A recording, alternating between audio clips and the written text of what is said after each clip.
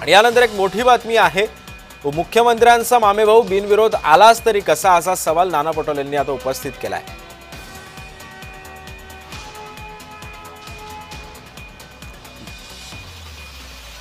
मुख्यमंत्र्यांचा मामेभाऊ बिनविरोध आला तरी कसा निवडून, असा सवाल नाना पटोलेंनी उपस्थित केलाय।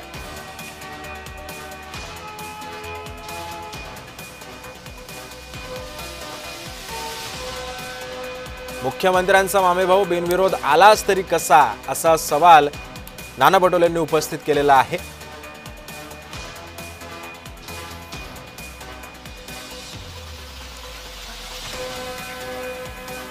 महाराष्ट्राचे मुख्यमंत्री, महाराष्ट्राचे लाडके मुख्यमंत्री श्री देवेंद्र फडणवीस या भागात बरेचदा येऊन गेलेले आहेत। त्यांना हा भाग परिचित आहे।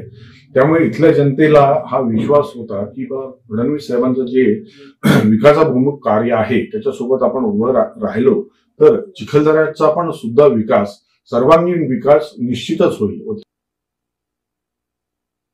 मुख्यमंत्र्यांचे मामाचा पोरगा चिखलदऱ्यामध्ये बिनविरोधात ते कसे आले, कसा दबाव आणला गेला। आज विड्रॉलचं लास्ट डेट आहे, पण कालच ते सगळं सेटलमेंट करण्यात आलं। आणि म्हणून तुम्ही जे म्हणालात की सामबाम दंड ज्या ठिकाणी बाहुबली वृत्ती आहे त्या बाहुबली वृत्तीचा वापर केला जातो आणि धमकवून आणि प्रलोभनाने अनेक लोकांचे विड्रॉल केले गेलेले आहेत आणि सत्ता पक्षामध्ये बसलेले लोक त्याचा पूर्ण सत्तेचा दुरुपयोग करताना आपण पाहतो आहे। आणि या संदर्भामध्ये बोलण्यासाठी आपल्यासोबत आमदार रवी राणा स्वतः आहेत। रवीजी, आपण बाईट ऐकला असेल नाना पटोलेंचा। नाना पटोले असं म्हणतात की मुख्यमंत्र्यांचा मामेभाऊ बिनविरोध निवडून आला तरी कसा। मुख्यमंत्र्यांनी सुद्धा तुमचं कौतुक केलेलं होतं। नाना पटोलेंच्या सवालाकडे आपण कसं पाहताय?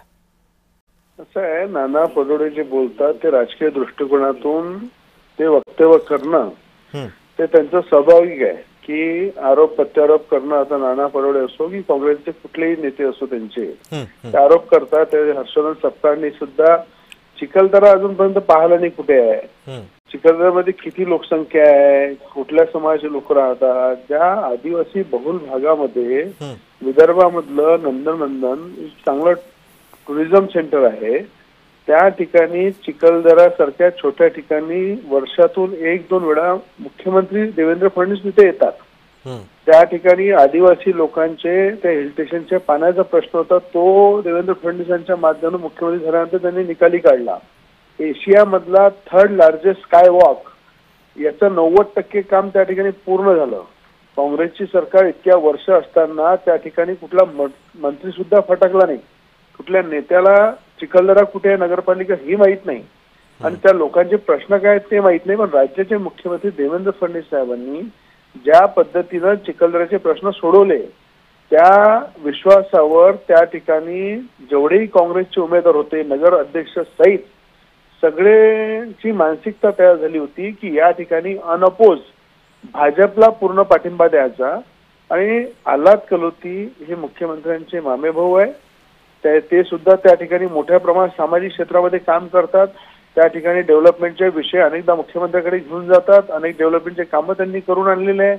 त्या विश्वासावर काँग्रेसचा उमेदवार इसूफ आणि अनेक असे 9 उमेदवार त्यांच्या विरोधात 10 नंबर वार्डमध्ये उभे होते, त्या सगळ्यांनी एक मताने लोकशाही पद्धतीने विड्रॉ केला आणि विड्रॉ करून त्या ठिकाणी विकासाला पाठिंबा दिला। पण हा जो पाठिंबा आहे हा अनअपोज जे आल्हाद कलोती झाले हे फक्त विकासासाठी झाले ना। आज सुद्धा काँग्रेसचे जेवढे उमेदवार उभे आहे त्यांची लढण्याची मानसिकता नाही आहे, पण त्या ठिकाणी इथले खासदार, इथल्या माजी आमदार हर्षवर्धन सपकाळ हे सगळे जण त्या ठिकाणी जाऊन त्यांना आणि जबरदस्तीने उभं केलेलं आहे। पण त्या जबरदस्तीमध्ये हे लक्षात आलेलं आहे की तिथे काँग्रेसचा कुठलाही उमेदवार इलेक्शन लढत नाहीये, वन साइड तिथे भाजप येत आहे। कारण मुख्यमंत्र्यांनी केलेल्या विकासावर तिथल्या जनतेचा विश्वास आहे, तिथल्या उमेदवारांचा विश्वास आहे। त्यामुळं कुणी जरी किती आरोप केला त्याला काही अर्थ नाही आहे। हे विकासाच्या मुद्द्यावर लोकशाही पद्धतीने पाठिंबा झालेला आहे। आज जिल्ह्यामध्ये पण रवीजी जेव्हा कलोती हे बिनविरोध निवडून आले तेव्हा मुख्यमंत्र्यांनी स्वतः फोनवरून तुमचं कौतुक केलेलं होतं।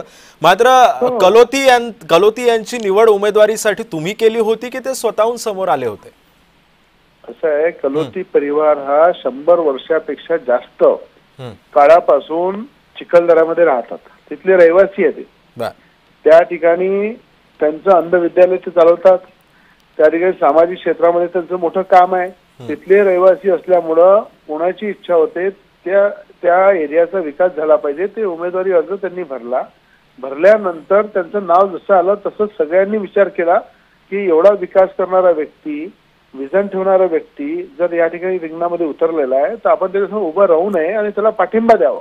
म्हणून लोकांनी, बाकीच्या उमेदवारांनी मानसिकता बनवली आणि सो मोठो त्या ठिकाणी कुठला राजकीय दबाव, गुंडागर्दी, पैशाचा वापर काही नाही, बाबूवलीवरी काही नाही. एक प्रामाणिकतेच्या भावनेने सगळ्यांनी त्यांना पाठिंबा दिला आणि अनापोस ते निवडून आले. त्यामुळे मुख्यमंत्र्यांनी अभिनंदन केलं की बा खरंच केलेल्या कामाची पावती जनतेने दिली आणि ते लोकांसमोर दिसत आहे. बर. धन्यवाद रवीजी, तुम्ही वेळात वेळ काढून जय महाराष्ट्राला ही प्रतिक्रिया दिलीत त्याबद्दल. मुख्यमंत्र्यांचा मामेभाऊ बिनविरोध निवडून आलाच तरी कसा, असा सवाल नाना पटोले यांनी उपस्थित केलेला होता. विकासाच्या जोरावर आणि मुख्यमंत्र्यांनी आणि भाजपनं केलेल्या या कामाच्या विश्वासावरती लोकांनी त्यांची बिनविरोध निवड केली अशी प्रतिक्रिया सुद्धा रवी राणांनी दिलेली आहे.